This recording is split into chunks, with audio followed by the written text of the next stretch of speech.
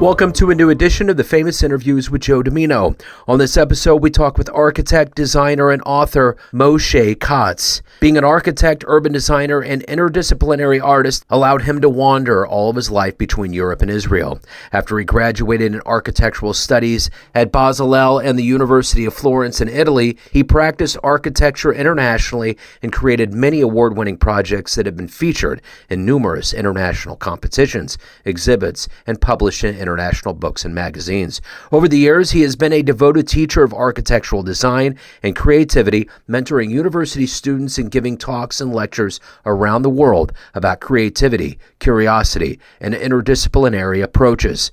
Enjoy this interview. Thank you again for taking time out. How is Israel today? Israel is pretty warm for almost the end of November. The weather is almost seems like summertime around here. Yeah, but it's nice. I mean, the energy is good.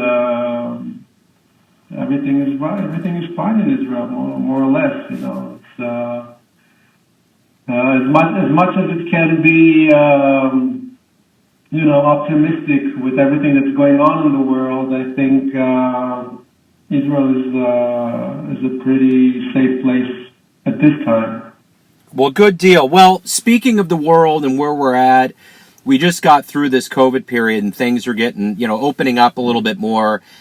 How did you survive COVID over the last couple of years, and how has that time period changed you in the way that you live your life now? Wow, that's an interesting question. Well, I have to say about myself that professionally, COVID didn't influence me too much. On the contrary, it opened up this whole Zoom dimension, which allowed me to connect to people all over the world and speak, give lectures, and meet so many people around the world that are now more willing and more used to using this tool, which brings people closer together in a way.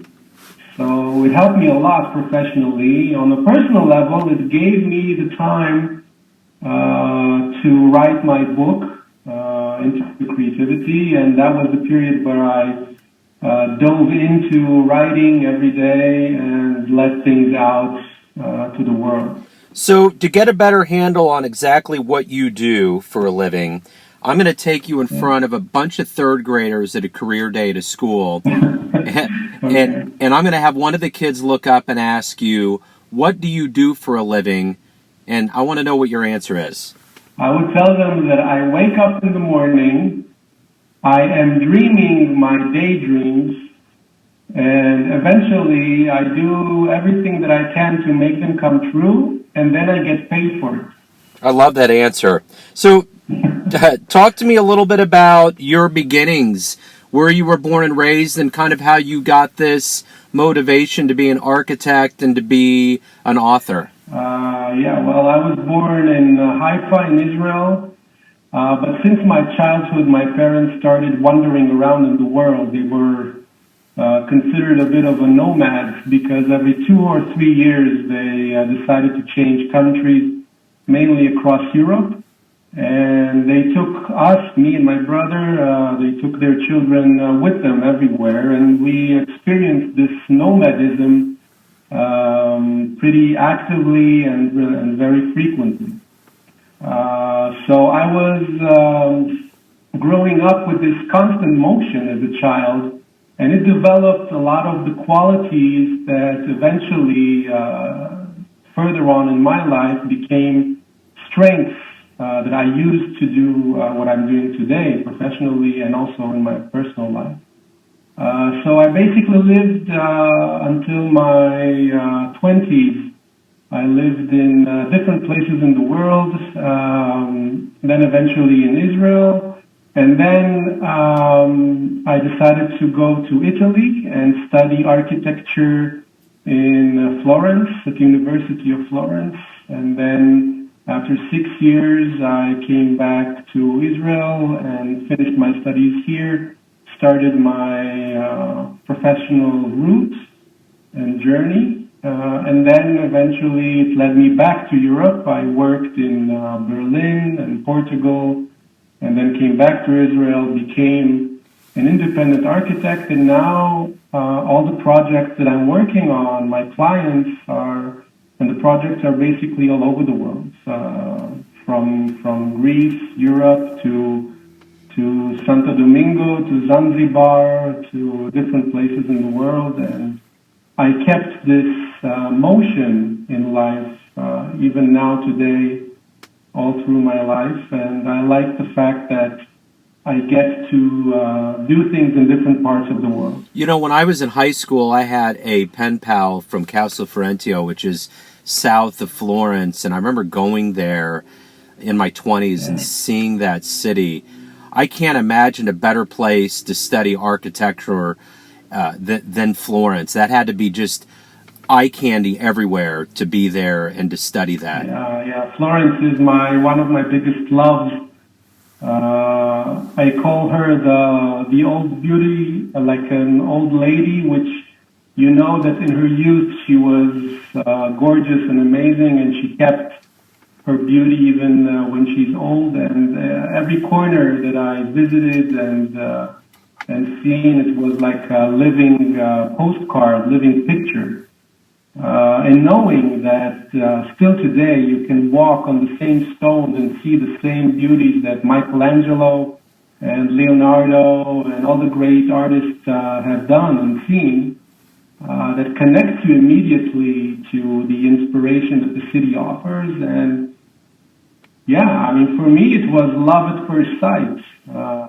I really fell in love in the city, and I used every day in my life there, sketching and doing photography and just absorbing the beauty that the city has to offer. And yeah, Florence is just a living inspiration for me. You know, all of us, in one way or another, always encounter architecture in our lives, some kind of way that we live in a space. What is your philosophy? How do you approach the way that you design and make things for people to both aesthetically enjoy and to live in? Yeah, well, I have some key points that guide me and I developed along my life since I started dealing with architecture when I was 16 years old.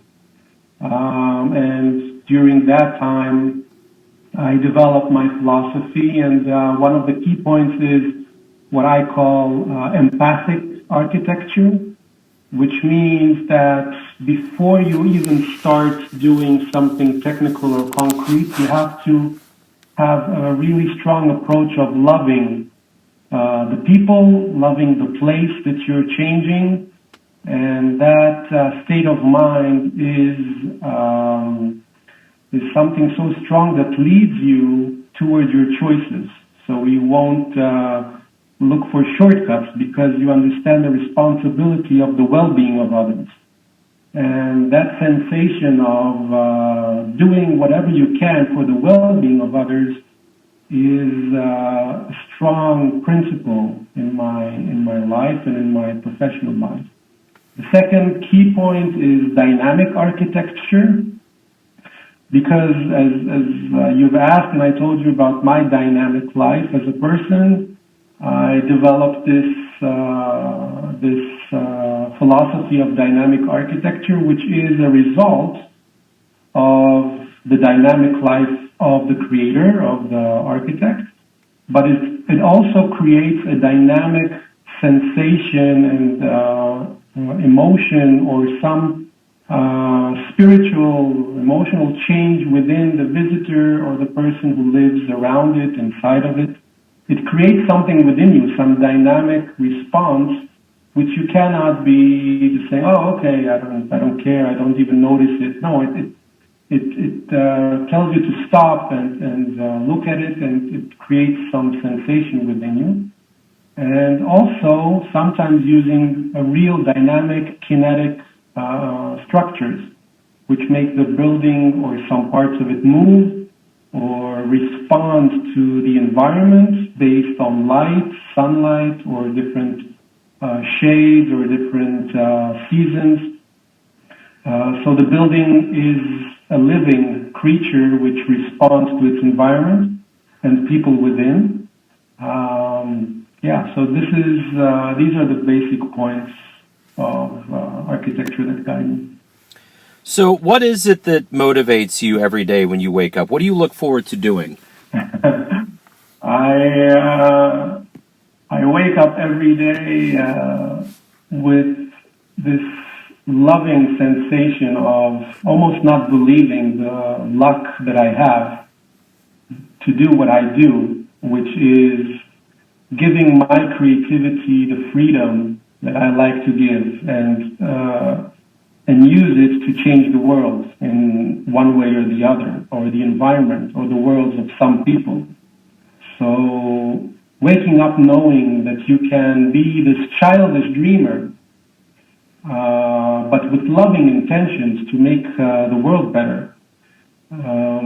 Knowing that is something worth waking up for in the morning and just enjoying your day and focusing all your powers to creativity, to do something that will do a real change in the world, but not a technical one, but something that changes the spirit, the mental or the emotional change of the people that live and experience the spaces that you create. So in your life, who would you consider a role model or a hero for you? I have to say that my parents are role models for sure. They taught me how to live your life with this internal freedom and motion, which gives me today the real positive state of mind of doing what I'm doing. To have the freedom to daydream, and it's okay to do that. So they are the role models who taught me the basics. But then, along the way, I read, most of my role models are dead, I have to say. All the books that I've read, the famous authors, Dante, the Divine Comedy, Frank Lloyd Wright, Louis Kahn, we're talking about American role models. So they were definitely the masters that I've read and admired. But they're also poets and other people who I constantly look up to their ways of looking at things in life. Based on what you've lived in your life and seeing the wisdom that you've gained, if you had a dream tonight and you ran into your younger version, say in your 20s, and you could give your young version a piece of advice based on the wisdom that you've gained in your life, what would you tell your young version? Sometimes I think about this scenario because I have these dreams at night, things that I would do differently because I think it was a part of my past. So what I would say to my younger me is go even stronger, believe in yourself even more than you do. I mean, when I was younger, it was an intuitive belief.